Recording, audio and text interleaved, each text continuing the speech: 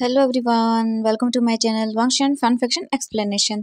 तो आज मैं आपके साथ Asian fan fiction trapped in mafia world का नेक्स्ट पार्ट शेयर करने वाली हूँ। प्लीज़ अगर चैनल पे नए आए हैं तो आप लोग चैनल को सब्सक्राइब और वीडियो पसंद आती है तो प्लीज़ लाइक भी कर दीजिएगा। तो चलिए आज का पार्ट हम शुरू करते हैं। इससे जो पहले वाला पार्ट था उसमें हमने देखा था कि वी जिंग उस पर्सन से मिलने के लिए चला गया था जिसे वांग जी ने अपने डार्क रूम के अंदर कैद करके रखा था। वे जिंग ने जब उससे मिला तब उसे पता चला कि वो वांग ईफई का बॉयफ्रेंड था और ईबो ने उसे यहाँ पर कैद करके रखा है। जैन को पूरी तरह से ये विश्वास हो गया था कि ये पर्सन भी एक गवर्नमेंट एजेंट है और वी जिंग को उसकी हेल्प करनी चाहिए और वी जिंग वही करना चाहता था। अब वहीं दूसरी तरफ हमने देखा था जो वांग हाइशवान है उसने अपनी फीलिंग्स को सोंग जियांग को कन्फेस कर दिया था और सोंग जियांग भी उसे एक चांस देने के लिए रेडी हो गया था। वी जिंग अपने रूम में था, लेटा हुआ था और उसके स्टमक में उसे पेन हो रहा था। वो सोच रहा था कि आखिरकार उसे हुआ क्या है, इस तरह से उसके पेट में उसे दर्द क्यों हो रहा है। उसे एक बार सिजन कैसे चेक करवा लेना चाहिए। ये बोलकर जैन एनोइंग फेस बनाता है और वो बेड से उठ जाता है। इसके बाद फिर वो जल्दी से बेड से उठता है और वो स्लोली करके अपने रूम के डोर तक आता है, डोर को ओपन करता है और फिर वो बाहर निकल जाता है और लियो हाईक्वान के रूम के पास जाता है और डोर को नॉक करता है। लियो हाईक्वान आकर डोर ओपन करता है। जैसे वो जैन को देखता है तो बोलता है, जैन क्या हुआ, तुम ठीक हो? जैन बोलता है, नहीं प्लीज़ मुझे चेक करिए। लियो हाईक्वान बोलता है, ओके ठीक है अंदर आओ। इसके बाद जैन रूम के अंदर चला जाता है और लियो हाईक्वान डोर को बंद कर देता है। वहीं दूसरी तरफ सोंग जियांग और वांग हाइशवान दोनों पूरा दिन अच्छे से एंजॉय करते हैं। पूरा दिन इधर से उधर प्ले करते हैं, खेलते हैं। पूरा डे बहुत ही ब्यूटीफुल तरीके से एंजॉय करने के बाद शाम को वो दोनों वापस कार्मेली मेंशन आते हैं। दोनों एक दूसरे का हाथ पकड़े हुए थे और वो मेंशन के अंदर ही आ रहे थे। वांग ईबो अपने सोफे पर बैठा हुआ था और अपने कुछ काम को कर रहा था। जब सोंग जियांग ने ईबो को देखा कि वो सोफे पर बैठा हुआ है तब वो जल्दी से वांग हाइशवान का हाथ छोड़ देता है और वो थोड़ा सा पीछे हो जाता है। वांग ईबो ने भी उन दोनों को देखा, फिर वो वापस से अपने काम को करने लगता है। इसके बाद वहाँ से सोंग जियांग फ्रेश अप होने के लिए वहाँ से चला जाता है और वांग हाइशवान भी अपने रूम की ओर जाने लगता है फ्रेश अप होने के लिए। लेकिन तभी ईबो बोलता है, तुम कहाँ गए थे? ये सुनते ही वांग हाइशवान रुक जाता है और पीछे ईबो को मुड़कर देखता है और बोलता है, ब्रदर एक्चुअली वो क्या है कि मैं सोंग जियांग को अपने साथ पार्क ले गया था और पूरा डे हमने वहीं पर स्पेंड किया है। ईबो ये सुनता है तो बोलता है ओके। इसके बाद वांग हाइशवान वहाँ से फ्रेश अप होने के लिए अपने रूम में चला जाता है। ईबो फिर अपना काम करने लगता है। अब हम देखते हैं इवनिंग का सीन। इवनिंग हो चुकी थी और अब सभी लोग खाना खाने के लिए आने वाले थे। ईबो सोंग जियांग जैन और अदर मेट्स अब टेबल पर खाना लगा देते हैं। खाने को अच्छे से लगा देने के बाद वो वेट करते हैं। तभी वहाँ पर वांग हाइशवान, लियो हाईक्वान और वांग ईबो डिनर करने के लिए आ जाते हैं। वो सभी लोग अपने जगह पर बैठ जाते हैं। जितने भी मेट्स जैन वगैरह जो भी थे वो सभी लोग उन्हें खाना सर्व करते हैं। ईबो खाने को देखता है और फिर उसे अच्छा लगता है, लेकिन जब वो कुछ देर बाद खाने को ऑब्जर्व करता है तो उसे ऐसा लगता है जैसे कुछ तो गलत है। उसे ऐसा लग रहा था जैसे उसे उल्टी आने वाली हो। ईबो वहीं पर बैठा रहता है, वो किसी से कुछ भी नहीं बोलता, वो सिर्फ चुपचाप जैन को देखता है, लेकिन उसे कुछ तो ठीक नहीं लग रहा था। उसे उल्टी जैसा फील हो रहा था। उसे समझ नहीं आ रहा था कि आखिरकार उसके साथ ऐसा क्यों हो रहा है। लेकिन फिर इसके बाद ईबो चॉपस्टिक लेता है और वो मीट का एक टुकड़ा लेता है और अपने माउथ में रखता है। लेकिन जैसे ही वो मीट का टुकड़ा अपने माउथ में रखता है तो उसे बहुत अजीब लगता है। ईबो जल्दी से नैपकिन लेता है और उस मीट को जल्दी से निकाल देता है और वो वहाँ से उल्टी करने के लिए भाग जाता है वॉशरूम के अंदर। जैसे ही लियो हाईक्वान और जैन ये देखते हैं तो उन दोनों की आंखें बड़ी बड़ी हो जाती हैं और वो दोनों शॉकिंगली एक दूसरे को देखते हैं। इसके बाद वांग हाइशवान भी खाना छोड़ देता है और लियो हाईक्वान भी। वो दोनों ईबो के लिए वरिड हो जाते हैं और वो जल्दी से दोनों वॉशरूम की ओर भाग जाते हैं ईबो के पीछे। लियो हाईक्वान ईबो को देखता है तब वो उसकी पेट को सहलाने लगता है। ईबो बहुत बुरी तरह से वोमिटिंग कर रहा था, उसे खांसी आ रही थी। वो उसकी पीठ को सहलाने लगता है। कुछ देर बाद जब ईबो वोमिटिंग कर लेता है उसके बाद फिर वो अपने फेस को वॉश करता है। फिर वो अपने माउथ को भी अच्छे से वॉश कर लेता है।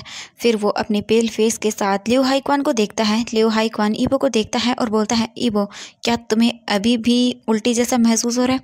ईबो बोलता है, नहीं मैं ठीक हूँ, चलो डिनर करने के लिए चलते हैं। इसके बाद लियो हाईक्वान बोलता है ओके। फिर वो दोनों वापस से टेबल पर आ जाते हैं। वांग हाइशवान जब ईबो को देखता है तब बोलता है, ब्रदर क्या आप ठीक है? मुझे लग रहा है आपकी तबीयत ठीक नहीं है। ईबो बोलता है, नहीं मैं अब ठीक हूँ, चलो डिनर करते हैं। इसके बाद वो दोबारा सभी टेबल पर बैठ जाते हैं। ईबो खाने को देखता है और उसे स्मेल करता है। फिर दोबारा से उसे वही फील होता है वॉमिटिंग जैसा। ईबो मुंह बनाता है और वो बोलता है मैं ये खाना नहीं खा सकता हूँ। जैन जब ये सुनता है तब बोलता है मास्टर क्या आज का खाना डिलीशियस नहीं है।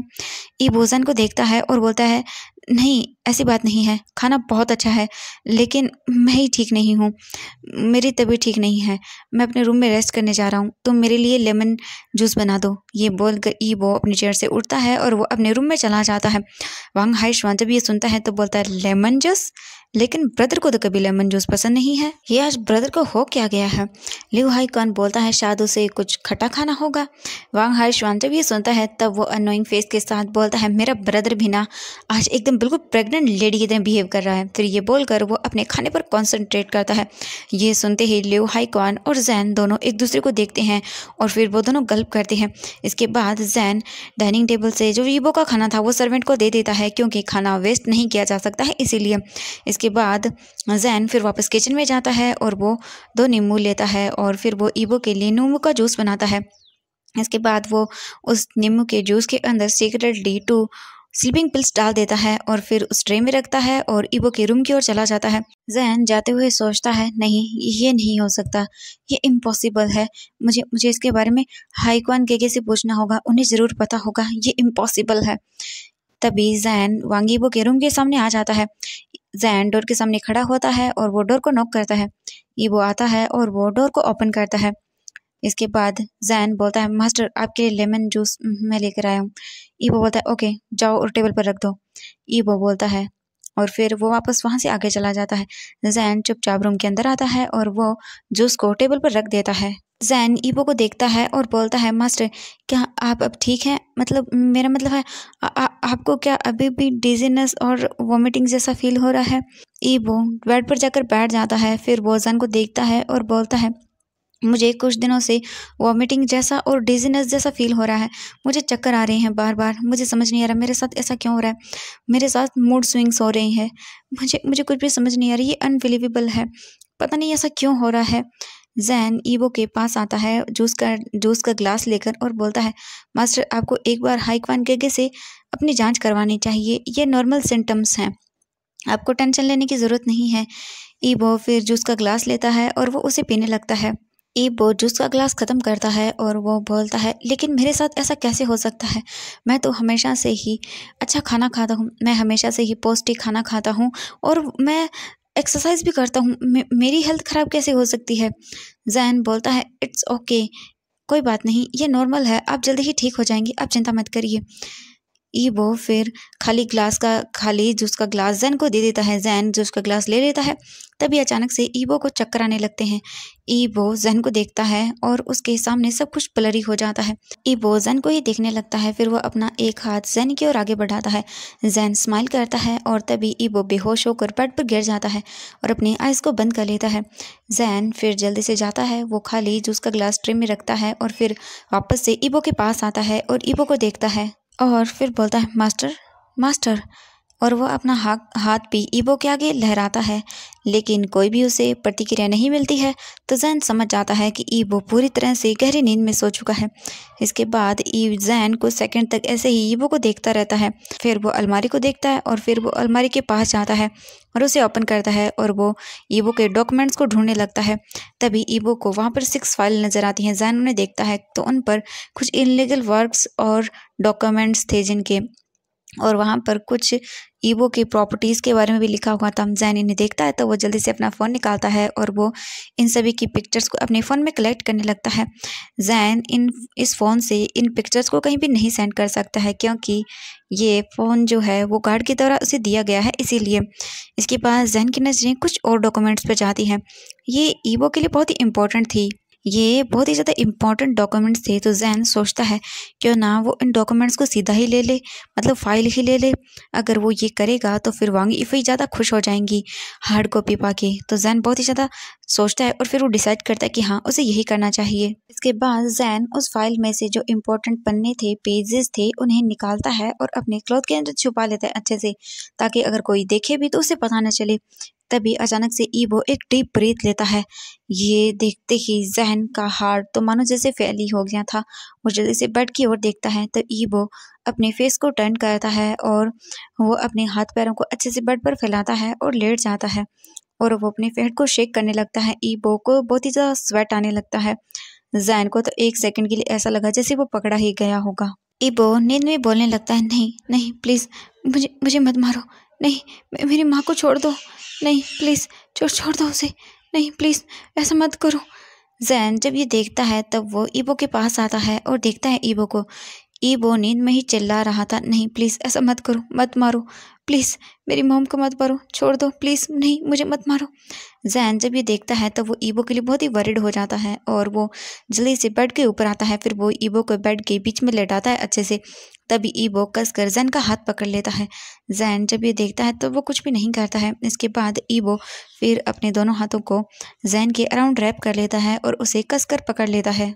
जैन अपने मन में सोचता है शायद ईबो को पैनिक अटैक आ रहा है। फिर वो भी ईबो को सहलाने लगता है। ईबो को जब अपने फोरहेड पर किसी का टच फील होता है तब वो थोड़ा सा शांत हो जाता है और वो नींद में ही जैन को टाइटली हग कर लेता है। जैन भी ईबो की ऐसी हालत देखकर पूरा शॉक रह गया था, क्योंकि ईबो बोल रहा था, माँ प्लीज़ ऐसा मत करिए, मुझे छोड़ के मत जाइए, नहीं प्लीज़ मेरी मॉम को मत मारो। जैन ने पहली बार ईबो की इस साइड को भी देखा था। उसे नहीं पता था कि ईबो की एक साइड और भी है जो शायद किसी को भी नहीं पता है। इसीलिए वो भी अपने आप को नहीं रोक पाता है। ईबो से प्यार करने के लिए वो ईबो को टच करने लगता है, जिससे ईबो शांत होने लगता है। ईबो को ब्रीथिंग में प्रॉब्लम होने लगती है। उसे बहुत ही ज़्यादा वो बहुत ही हैविली ब्रीथ ले रहा था। उसे ठीक से सांस नहीं आ रही थी। फिर वो अपना सर जैन के चेस्ट पर रख लेता है और अपने दोनों हाथों को जैन की बैक के अराउंड रैप कर लेता है। जैन सोचता है इस टाइम वो ईबो की मदद करने के लिए लियो हाई क्वान को भी नहीं बोल सकता है, क्योंकि अगर उसने ऐसा किया और उसने ईबो की हेल्प की तो फिर उसे पता चल जाएगा कि मैंने जूस के अंदर नींद की गोली मिलाई थी। जैन बोलता नहीं, मुझे खुद ही इसकी हेल्प करनी होगी। जैन फिर ईबो के फेस को देखता है और वो उसे टच करता है और फिर धीरे से बोलता है, कोई नहीं मारेगा तुम्हारी मॉम को, उन्हें कोई कहीं नहीं लेकर जा रहा है, तुम बिल्कुल सेफ हो, डरो मत। ये बोलकर जैन ईबो के बालों को सहलाने लगता है। ईबो की बंद आंखों से भी आंसू बह रहे थे। जैन ईबो के चिक्स को दोनों को पकड़ता है और उसे टच करता है। तब जैन देखता है ईबो रो रहा है। ये देखकर जैन बम्बल करते हुए बोलता है, शायद ईबो की पास्ट लाइफ में उसके साथ बहुत बुरा हुआ है। फिर वो जैन ईबो के चिक्स से आंसुओं को वाइप करता है और फिर वो उसे सहलाने लगता है। ईबो कसकर जैन को पकड़ लेता है। जैन बोलता है, यहाँ पर सिर्फ तुम हो और मैं हूँ, तुम सेफ हो बिल्कुल, तुम्हें कोई कुछ नहीं करेगा। जैन बहुत ही धीमी वॉइस के अंदर ये सब बोल रहा था और ईबो को जब अपने कानों में जैन की ये सॉफ्ट सी और लो वॉइस सुनाई देती है तब वो सेफ फील करता है और वो और भी ज़्यादा जैन को कसकर पकड़ लेता है। ईबो अपने फेस को जैन की नेक में पूरी तरह से छिपा लेता है। उसे बहुत ही ज़्यादा कंफर्टेबल और उसे सेफ फील हो रहा था। जैन जब ये देखता है तब वो भी कुछ भी नहीं बोलता और वो भी ऐसे ही ईबो को अपने पास ही लगाए रखता है। जैन पूरी तरह से ईबो को कंफर्टेबल फील करवा रहा था, लेकिन ईबो अभी भी गहरी गहरी सांसें ले रहा था। जैन जब ये देखता है तब वो बोलता है, शायद ईबो डरा हुआ है तो उसे ही कुछ करना होगा, बिना किसी ट्रीटमेंट के इसे शांत करवाना होगा। जैन फिर देखता है ईबो को और फिर वो ईबो के फोरहेड पर किस करता है और उसके बालों को सहलाता है। जैन मन में सोचता है कि हाँ, उसे इसी तरह से ईबो को शांत कराना होगा और उसे बार बार ईबो से बात करनी होगी। जो चिंग भी बचपन में ऐसा ही पैनिक अटैक आता था उसे उसके मॉम डैड की डेथ के बाद, तो मैं उसे कभी कभी ऐसे ही चुप करवाता था, शांत करवाता था, तो मुझे ईबो के साथ भी वही करना होगा। यही सोचकर जैन ईबो के फोरहेड पर बार बार किस करता है, उसके बालों को सहलाता है, उसके चिक्स को सहलाता है और उसे बार बार बोल रहा था, शांत हो जाओ, कोई नहीं यहाँ पर, बिल्कुल तुम सेफ हो मेरे साथ, मेरी आर्म्स में हो, तुम्हें कोई हर्ट नहीं करेगा। ईबो जैन की बातों को सुन रहा था, धीरे धीरे उसके माइंड में आ रहा था, लेकिन वो अनकॉन्शियस था।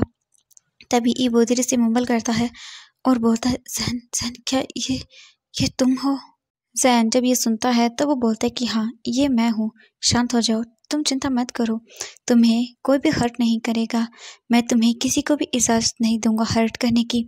जब ईबो जैन की इतने सॉफ्ट और कामिंग वॉइस सुनता है तब उसे बहुत अच्छा लगता है, उसे एक रिलीफ फील होता है। तब वो आराम से काम डाउन हो जाता है। जैन अभी भी उसकी पीठ को सहला रहा था उसे शांत करने के लिए। जैन ने काफ़ी बार ईबो के फोरहेड पर उसे किस भी किया था, जिस वजह से ईबो पूरी तरह से शांत हो गया था। इसके बाद ईबो की पकड़ ढीली हो जाती है जैन की बैक पर। जैन काफ़ी देर तक ऐसे ही ईबो को देखता है और उसे सहलाता रहता है। जब जैन को ईबो के खराटे लेने की वॉइस आती है, तब वो जैन को ईबो को देखता है और फिर वो ईबो के दोनों हाथ पकड़ता है जो कि उसकी बैक पर थे और उन्हें अच्छे से लेटा देता है। फिर जैन ईबो को खुद से दूर पुश करता है। जैसे ही ईबो को ये फील होता है कि उसकी वार्मथ अब उसके पास नहीं है, तब वो फिर से डर जाता है और वो जैन को हग कर लेता है और बोलता है, नहीं प्लीज़ मत जाओ, नहीं। जब जैन ये देखता है तब उसे फिर से ईबो को हग करना पड़ता है और वो दोबारा से ईबो की बैक को सहलाने लगता है और उसके फोरहेड पर वापस से उसे किस करता है। जैन आराम से ऐसे ही ईबो को सहलाता रहता है। अब उसके पास कोई दूसरा ऑप्शन नहीं था। ईबो को फिर से अच्छा फील होता है और उसे उसकी वार्मथ वापस मिल गई थी। ये देखकर ईबो शांत हो जाता है और वो फिर से सो जाता है। काफ़ी देर तक ईबो ऐसे ही उसे हगे हुए रखता है। जैन उसे दूर जाने की कोशिश करता है लेकिन ईबो फिर से उसे टाइटली होल्ड करता है। ये देखकर अब जैन कुछ भी नहीं कर सकता था। वो सीलिंग की ओर देखता है लेजीली। वो तो रूम की लाइट को भी ऑफ नहीं कर सकता था क्योंकि उसे ईबो कहीं जाने नहीं दे रहा था। जैन इससे फिर कुछ भी नहीं करता। उसे पता भी नहीं चलता कि कब वो ईबो को ऐसे ही सहलाते हुए सो गया। ईबो पूरी रात भर जैन को हक करके सोता रहा। उसे एक बार भी कहीं भी नहीं जाने दिया और जैन जब भी ईबो की वजह से रात को कभी कभी उठता भी था तो उसे बार बार उसे सहलाना पड़ता था, उसे शांत करना पड़ता था और उसे उसके फोरहेड पर किस भी करना पड़ता था जिससे वो शांत हो जाए। ऐसा ही रात भर चलता रहा। अब हम देखते हैं मॉर्निंग का सीन। मॉर्निंग हो चुकी थी और ईबो को धीरे धीरे करके सनलाइट की वजह से वो अपनी आइज़ को मूव करता है। ईबो जैसे ही थोड़ा सा मूव होता है तो उसे अपने चेस्ट पर एक वेट फील होता है। ये देखते ही जल्दी से ईबो अपनी आइज़ को ओपन करता है और वो नीचे देखता है तो उसके चेस्ट पर जैन सोया हुआ था पीसफुली। वो सोती हुई एक बेबी एंजल की तरह दिख रहा था। ये देखकर ईबो पूरा हैरान रह जाता है और वो सोचता है कि लास्ट नाइट को हुआ क्या था और वो याद करने की कोशिश करता है। तो उसे याद आता है कि कल उसी के मूड स्विंग्स हो गए थे जिस वजह से उसने जैन से लेमन जूस लाने के लिए कहा था और जैन उसे लेमन जूस देने के लिए आया था। उसके बाद ईवो ने जूस पिया था और उसके बाद का उसे कुछ भी याद नहीं है। फिर वो जैन को देखता है। जैन पूरी तरह से ईवो को होल्ड करके सोया हुआ था। जैन का सर जो था वो ईवो की चेस्ट पर था और उसने अपने पैरों और हाथों से पूरी तरह से ईवो को कडल किया हुआ था। इसके बाद जैन थोड़ा थोड़ा मूव होता है। ईबो को जब ये फील होता है तो वो बिल्कुल स्टिफ हो जाता है। वहीं दूसरी तरफ वी जिंग जब फील करता है, थोड़ी थोड़ी अपनी आइज़ को ओपन करता है, तब उसे ऐसा फील होता है जैसे उसके नीचे जो कुशन है यानी कि जो पिलो है वो बहुत ही सॉफ्ट है। ये सोचकर वी जिंग धीरे से मम्बल करता है और बोलता है, वाओ ये पिलो कितना सॉफ्ट है। ये बोलकर वो अपने फेस को ईबो की चेस्ट पर रब करता है। ये देखकर ईबो पूरा स्टंट रह गया था। वो एक सेकंड के लिए मतलब उसे ऐसा लग रहा था जैसे वो मर ही जाएगा। ईबो के चीक्स, ईयर पूरे बर्न हो रहे थे। वहीं दूसरी तरफ जैन धीरे धीरे करके यॉर्निंग करता है। वो अपना हाथ अपने माउथ पर रख लेता है और वो अपनी आइज़ को पूरा ओपन करता है।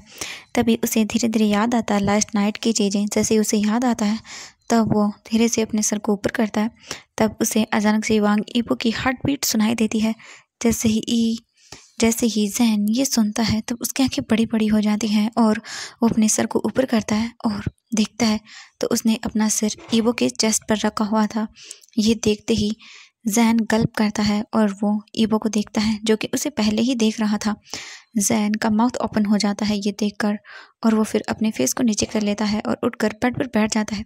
ईबो भी फिर उठ जाता है और वो बैठ जाता है। ईबो बहुत ही सस्पिशियस नज़रों से जैन को देखने लगता है।